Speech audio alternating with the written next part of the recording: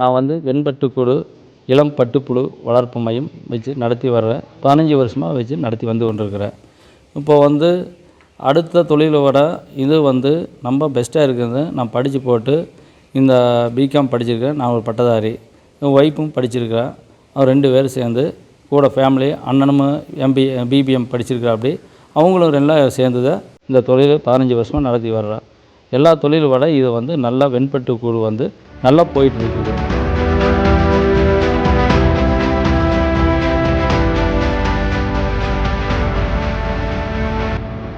விவசாய பொருள் வந்து ரேட்டு ஒரு டைம் நல்லா ரேட்டுக்கு விற்கிது, ஒரு டைத்துக்கு ஒன்றுமே இல்லாமல் எடுத்து கீழே கொட்டுற அளவுக்கு போகுது.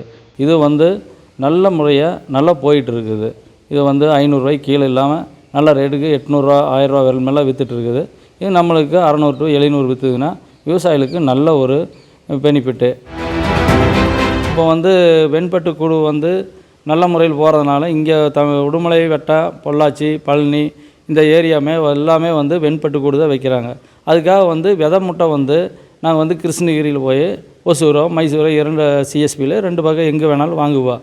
இந்த வாங்கி இங்கே கொண்டு வந்து நாங்கள் வந்து பொறிச்சு 100 முட்டை ஒரு விவசாயி வந்து 100 முட்டை தொகுதின்னு சொல்லுவாங்க, 200 முட்டை தொகுதின்னு சொல்லுவாங்க, 150ன்னு சொல்லுவாங்க. அப்போ வந்து என்ன அவைகளுக்கு தேவையோ அந்த முட்டை தொகுதியை வளர்த்து நாங்கள் கொண்டு வந்து ஒரு வண்டி பிடிச்சி அவங்களுக்கு தேவையான டேட்டில் 1ஆம் தேதி 10 இல்லைன்னா 30 இந்த டேட்டில் வந்து சொல்லுவாங்க. அப்போ கொண்டு வந்து அந்த டெலிவரி கொண்டு வந்து அவங்களுக்கு நாங்கள் வந்து இங்கேருந்து கொண்டு போய் எங்கள் சிரமத்தை எடுத்து அவங்களுக்கு கொண்டு வந்து நேரடியாக கொண்டு போய் நாங்கள் டெலிவரி கொடுத்துருவோம். அப்புறம் அவங்க வந்து நாங்கள் 7 நாள் வளர்த்தி கொடுப்போம். அவங்க வந்து 21 நாள் வளர்த்தி அவை கூடு கட்டி அந்த கூட்டை கொண்டு போய் மார்க்கெட்டில் விற்று ஒரு நல்ல ஒரு தொழில் எல்லாருமே செஞ்சிட்ருக்குறோம்.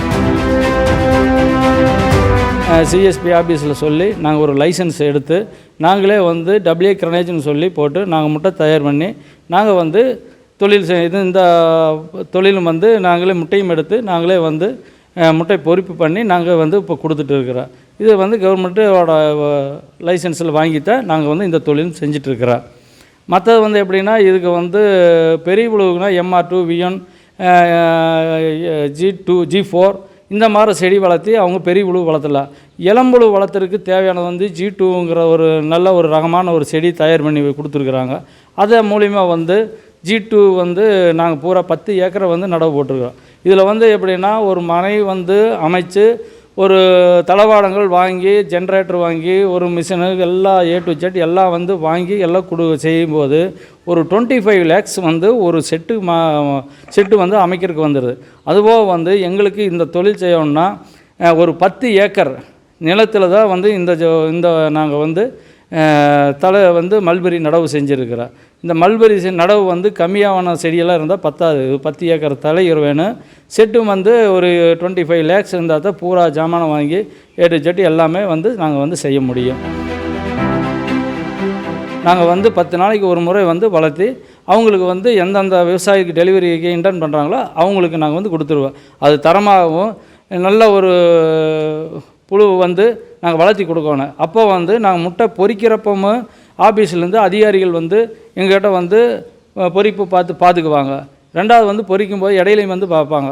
டெலிவரி அன்னைக்கு வந்து முட்டை வந்து நாங்கள் கரெக்டான முட்டை வந்து டெலிவரி கொடுக்குறோமா இல்லை வந்து சரியில்லாமல் ஒரு நோய் வாய்ப்பட்டிருக்குதா என்னங்கிறது வந்து கவனித்து அதுக்கு பின்னாடி தான் நாங்கள் வந்து டெலிவரி கொடுக்க சொல்லுவாங்க. அதுக்கு பின்னாடி தான் நாங்கள் டெலிவரி கொடுப்போம்.